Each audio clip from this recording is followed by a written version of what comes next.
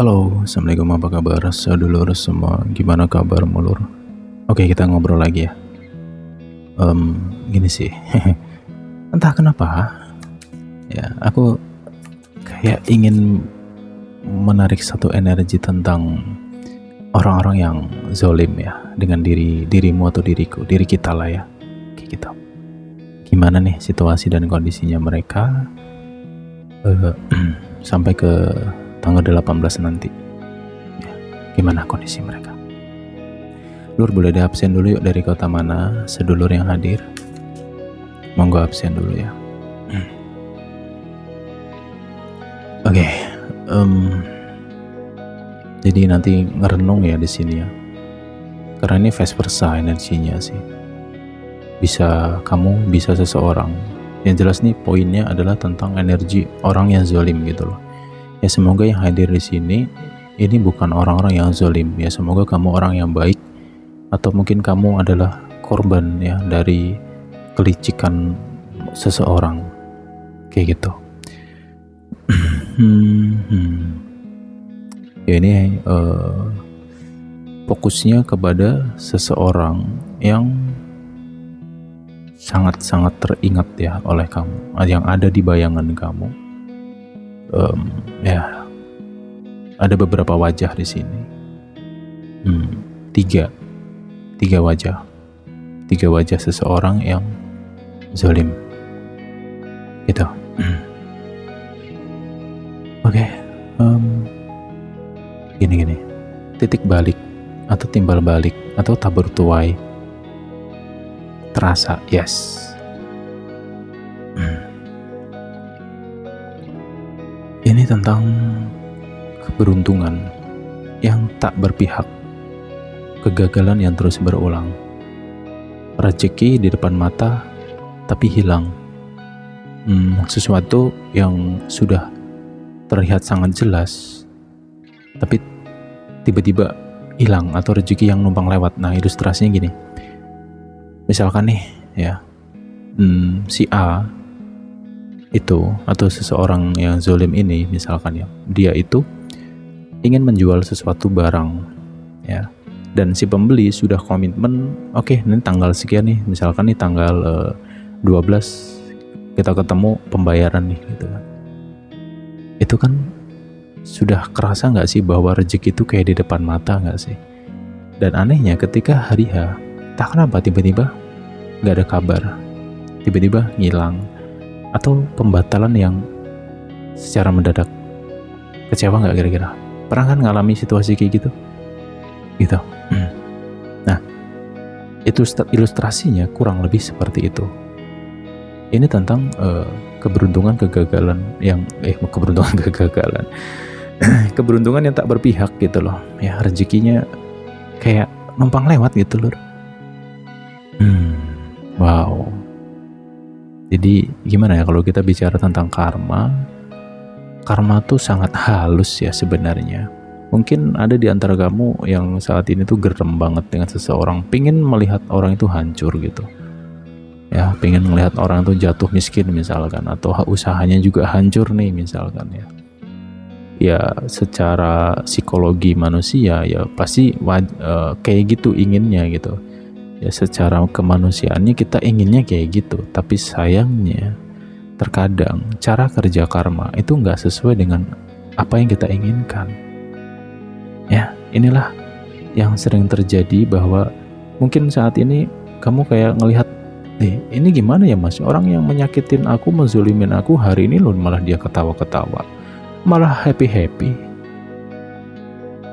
katanya ada karma, mana gitu kan.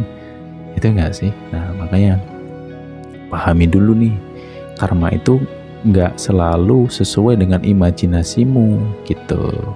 Dulu saya juga kayak gitu ya, pada akhirnya saya dulu kan masih belangsak juga lah ya. Ya jadi kita sambil ngobrol aja nggak apa ya gitu. Dulu saya juga kayak gitu sih, saya ngamatin satu orang atau beberapa orang lah, saya amatin dulu, lah kok kayak gini ya kehidupan mereka, kok malah lebih baik dari aku nih gitu misalnya. Mereka makin bahagia, makin gini, itu di sudut pandangku gitu kan.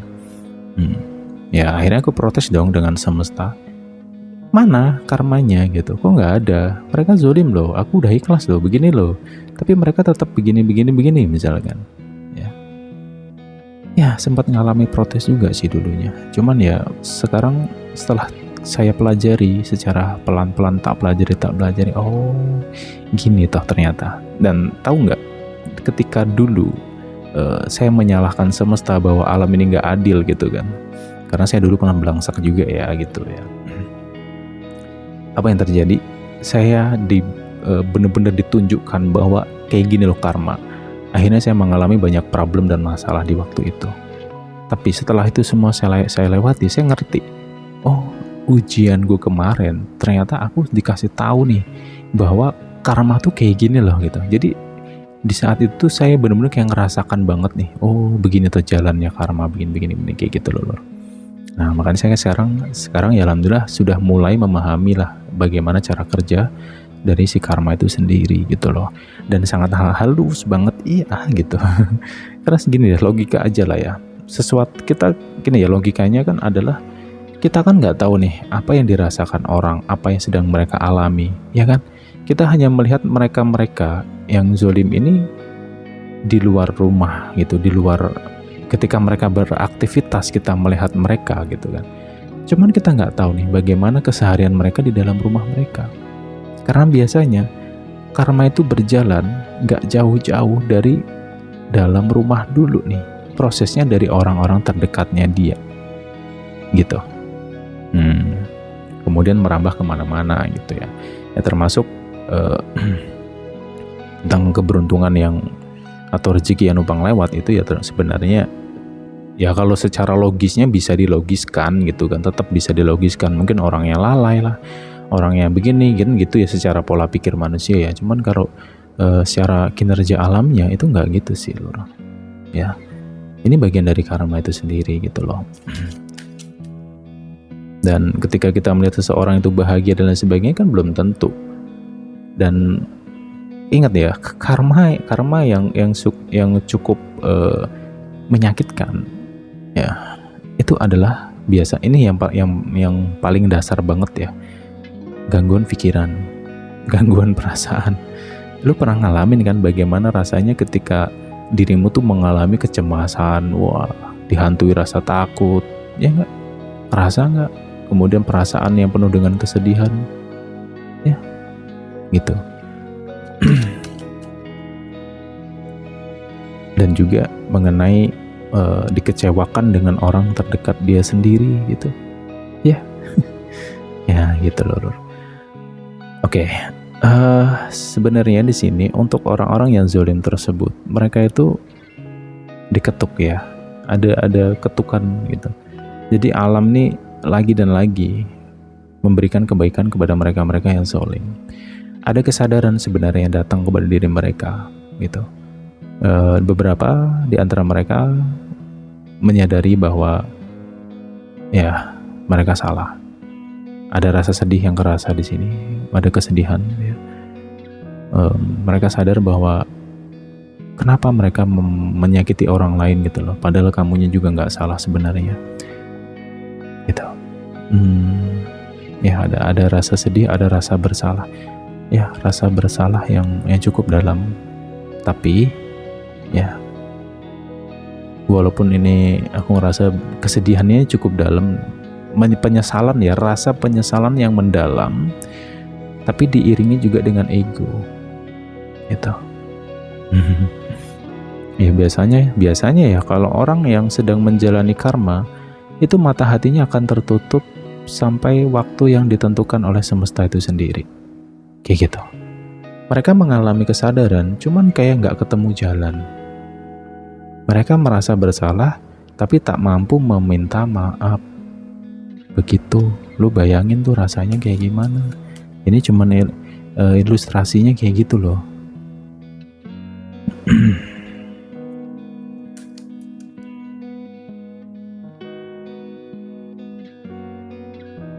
Tuh kan bener. Tenan bae. Wah buntu, gak ada solusi, gak ada jalan keluar. Jadi apa ya, gini kalut banget perasaan yang kalut, ya, dan menggunakan topeng. Artinya mereka nih sengaja bertopeng di depan banyak orang agar mereka terlihat baik-baik saja. Mereka menutupi apa yang mereka rasakan gitu loh. Ya, ilustrasinya mereka itu seperti teko yang kelihatannya tenang, tapi di dalamnya ada air yang panas. Nah, kayak gitu lur. Makanya kalau kita ngelihat orang yang zalim sama kita nggak bisa melihat hanya dengan perilaku mereka yang kelihatannya senyum, ketawa, terus kita berasumsi mereka baik-baik saja. Ya enggak lur, ya. Karena ini loh, manusia itu kalau udah kena namanya batin, ampun lah pokoknya, lo ngerti kan? Ya contohnya nih patah hati, ya kan, pernah kan patah hati, dikecewain, ya kan? Gimana rasanya, gimana sakitnya, lo ngerti gitu loh. Dan lu bayangin patah hati dengan seseorang yang lu sayangin atau seseorang yang selama ini kamu anggap baik gitu, ya. Dan sampai hari ini mungkin ada beberapa di antara kamu yang ya maaf ya nggak bisa memaafkan orang yang zalim itu, nggak bisa gitu, karena terlalu dalam luka yang mereka buat, ya, terlalu dalam. Ya sampai hari ini pun mereka masih membenarkan diri, iya.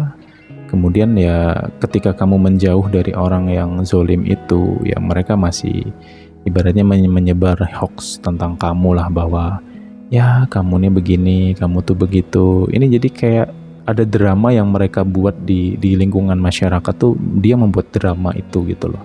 Seakan-akan kamu yang salah, padahal dia ya inilah. Makanya mata hatinya tertutup itu kayak gitu loh. Gitu. Jadi sebenarnya dia itu ruwet banget sih sumpah. Ruwet. Kayak apa ya, dia sekarang tuh kayak berusaha mencari jalan sebenarnya tentang apa yang dia rasakan tuh. Dia sedang mencari jalan itu gitu.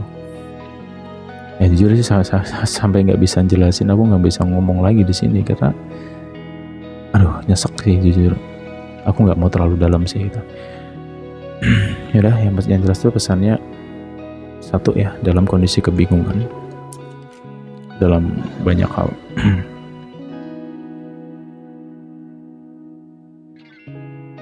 Keraguan yang cukup mendalam juga di sini. Takut, ya ada rasa takut. Sebenarnya mereka juga sadar bahwa karma itu ada. Ya sadar banget bahwa karma itu ada, tapi ya mau gimana ya, mata hatinya tertutup tuh sulit gitu.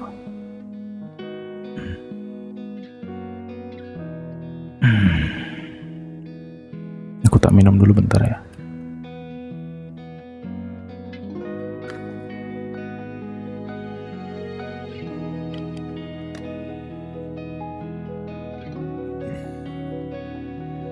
Oke, selanjutnya adalah ini ada tentang problematika yang terjadi di lingkungan orang terdekatnya dia.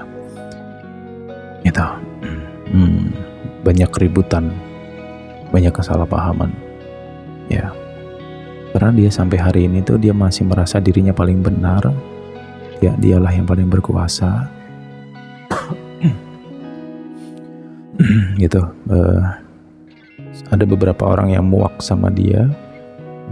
Ada juga yang diam karena ya puyeng gitu ngadepin orang ini gitu.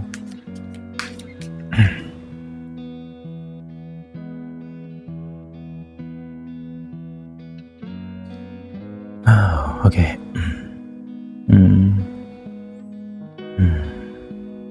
Ya, ribut dengan keluarganya, ada karma di situ. Jadi apa ya, konfliknya tuh kayak selalu berjalan, tapi sedikit-sedikit ya, konflik kecil tapi jalan terus gitu. Ya.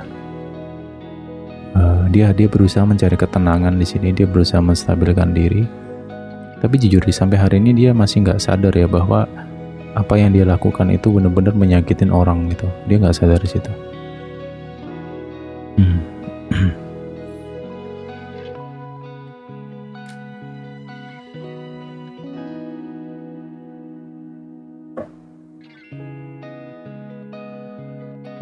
kemudian di sini karena dia ngerasa bahwa kondisi dia sekarang itu disebabkan oleh beberapa orang di sekitarnya. Jadi ada overthinking. Ada overthinking di sini. Dia ngerasa bahwa ada orang yang menyerang dia, entah itu secara sihir atau secara psikologis. Dia ngerasa ada orang yang berusaha untuk menyakiti dia. Apa nama bahasa psikologinya, aku lupa ya. Ada fenomena kayak gitu. Jadi dia tuh ngerasa butuh dikawal. Dia butuh perlindungan gitu. Jadi dia ngerasa nggak aman gitu. Kondisi dia ini nggak aman gitu sih Lor. Nah, pada akhirnya dia nggak sadar bahwa kondisi dia ini selalu berburuk sangka terus sama orang. Jadi dia kayak dihantui oleh dihantui oleh dirinya sendiri gitu. Merasa terancam padahal nggak ada yang ngancem. Takut tapi nggak ada yang nakut-nakuti. Dia ngerasa ada yang mau nyerang padahal nggak ada yang nyerang. Apa namanya ya? Ada nggak? Aku lupa sih bahasa psikologinya Lur. Gitu. Cuman nggak usah pakai bahasa psikologi, nanti nggak ngerti pula ya. Aku pakai bahasa yang umum aja lah ya, yang gampang dipahami ya. Gitu sih Lor. Wow, ini suasana yang bener-bener nggak enak ya. Ya.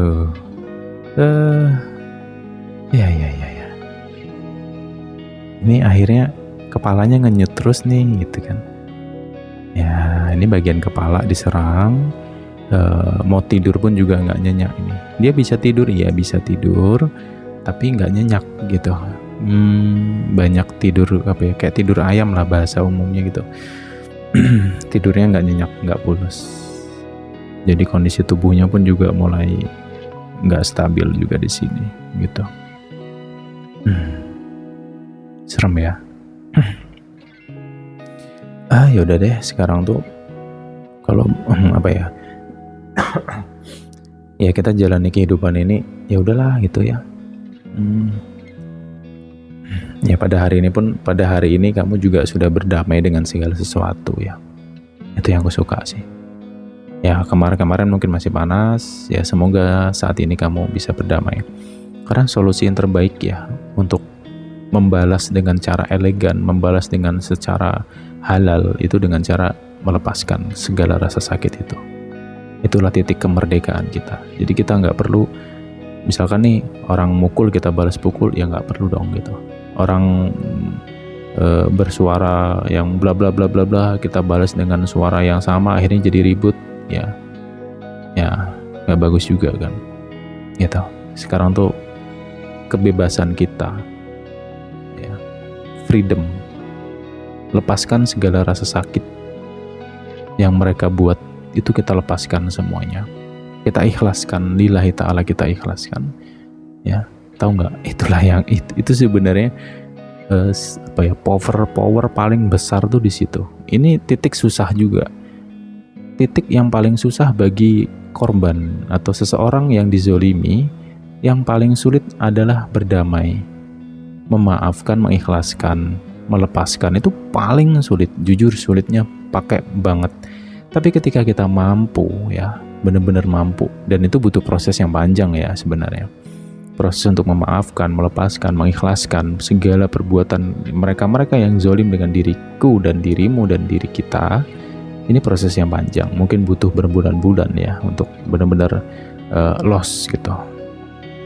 Tapi ingat ya, ketika kita bisa mencapai titik di mana kita bisa loskan semua itu ya, dan kita anggap sebagai rezeki gitu. Artinya rezeki adalah ya hari ini kita bersyukur dengan adanya peristiwa, dengan adanya orang yang menyakiti, kita bisa lebih dekat dengan Allah Ta'ala, dengan Tuhan Yang Maha Esa. Benar gak sih? Itu rezeki gak sih? Gitu. Nah ketika kita benar-benar sampai ke titik ikhlas ya, dan kita masuk ke titik welas asih, dan kita bisa berlapang dada seluas-luasnya, disitulah ya, sadar atau tidak, karma utuh itu akan kembali. Gitu. Segala perbuatan mereka yang zalim dengan diri kita itu akan kembali secara utuh dengan mereka. dan mereka nggak sadar di situ. Mereka nggak akan pernah tahu, ya, karena kita semua tidak ada sedikit pun niat untuk mengembalikan apapun itu, dan kita juga nggak tahu kan bagaimana cara mengembalikan, ya kan? Kalau ada orang yang bisa, wah aku bisa kembalikan karmamu, itu bullshit, pembohong namanya itu. Ya hati-hati aja, nggak ada yang bisa. Ya, tapi itu tadi, kita kembali kepada alam itu sendiri. Itulah, biarkan alam yang bekerja. Kita harus percaya dengan alam itu sendiri. Ya, wow, halus tapi menyakitkan. Itulah karma yang sebenarnya, gitu.